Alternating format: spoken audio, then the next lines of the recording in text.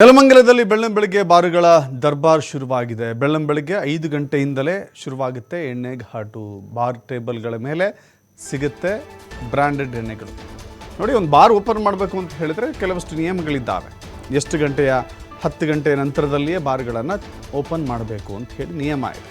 But 5 ಗಂಟೆಗೆ open ಮಾಡ್ತಾರೆ ಅಂತ ಹೇಳಿದ್ರೆ ಎಷ್ಟು ದೊಡ್ಡ ಮಟ್ಟಕ್ಕೆ ಇಲ್ಲಿ ಉಲ್ಲಂಘನೆ ಆಗ್ತಾ ಇದೆ, ಜೊತೆಗೆ ಎಷ್ಟು ಕಾನೂನಿನ ಬಗ್ಗೆ ಭಯ ಇದೆ ಅನ್ನೋದು ಅರ್ಥ ಆಗುತ್ತೆ. ನಿಯಮಗಳನ್ನು ಗಾಳಿಗೆ ತೂರಿ ಬಾರ್ ಮಾಲೀಕರು ಚೆಲ್ಲಾಟ ಆಡ್ತಾ ಇದ್ದಾರೆ.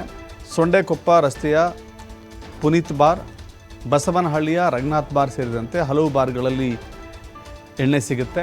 ಬೆಳ್ಳಂಬೆಳಗ್ಗೆ 5 ಗಂಟೆಗೆ ಹಳ್ಳಿಗಳ ಚಿಲ್ಲರೆ ಅಂಗಡಿಗಳಲ್ಲಂತೂ ಮಿತಿ ಮೀರಿ ಮಾರಾಟ ಆಗ್ತಾ ಇದೆ.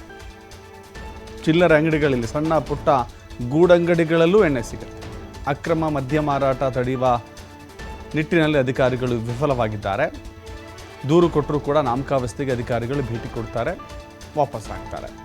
5 ಗಂಟೆಗೇ ಓಪನ್ ಮಾಡ್ತಾರೆ ಅಂತ ಹೇಳಿದರೆ ಅಷ್ಟು ಅವಸರ ಯಾಕೆ?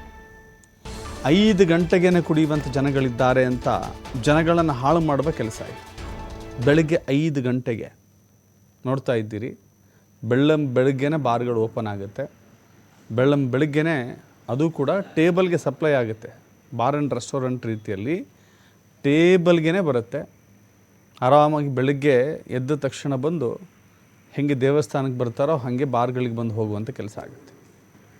ಬೆಳಗ್ಗೆ ಎದ್ದು ದೇವಸ್ಥಾನಗಳಿಗೆ ಹೋಗ್ತಾರೆ, ಏನೋ ಶುಭ ಕಾರ್ಯಕ್ಕೆ ಹೋಗ್ತಾರೆ ಅನ್ನೋದಿರುತ್ತಲ್ಲ, ಹೀಗೆ ಬೆಳಗ್ಗೆ 5 ಗಂಟೆಗೆ, 6 ಗಂಟೆಗೆ, 7 ಗಂಟೆಗೆ ಬಾರ್ಗಳಿಗೆ ಜನ ಬರುವಂಥ ರೀತಿ ಆಗಿದೆ. ಯಾಕಂತ ಹೇಳಿದ್ರೆ ಬಾರ್ಗಳು ಓಪನ್ ಇರುತ್ತೆ. ಬಾರ್ ಓಪನ್ ಮಾಡೋದು ತಪ್ಪು, ಬೆಳಗ್ಗೆ ಬಂದು ಕುಡಿಯೋದು ತಪ್ಪು. ಇದಕ್ಕೆ ಅವಕಾಶ ಕೊಡ್ತಾ ಇದೆಯಲ್ಲ ಬಾರ್. ಅಬಕಾರಿ ಇಲಾಖೆ ಅಧಿಕಾರಿಗಳೇನು ಮಾಡ್ತಾ ಇದ್ದಾರೆ? ಕಣ್ಣು ಮುಚ್ಕೊಂಡು ಕುಳಿತಿದ್ದಾರೆ. ಕಣ್ಣು ಓಪನ್ ಮಾಡ್ಕೊಂಡು ಕುಳಿತಿದ್ದಾರೆ. ಅವ್ರಿಗೇನು ಬೇಕು? ದುಡ್ಡು ಬೇಕು.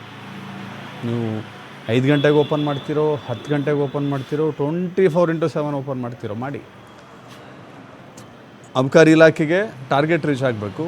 ಅಬಕಾರಿ ಇಲಾಖೆ ಅಧಿಕಾರಿಗಳಿಗೆ ತಮ್ಮ ಜೇಬು ತುಂಬಬೇಕು, ಅಷ್ಟೇ ಇರೋದಿಲ್ಲ.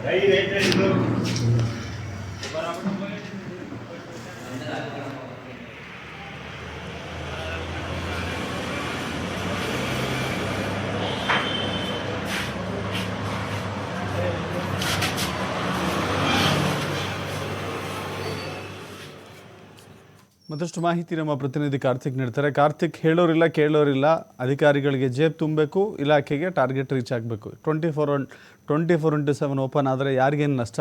ಜನರಿಗೆ ತಾನೇ ನಷ್ಟ.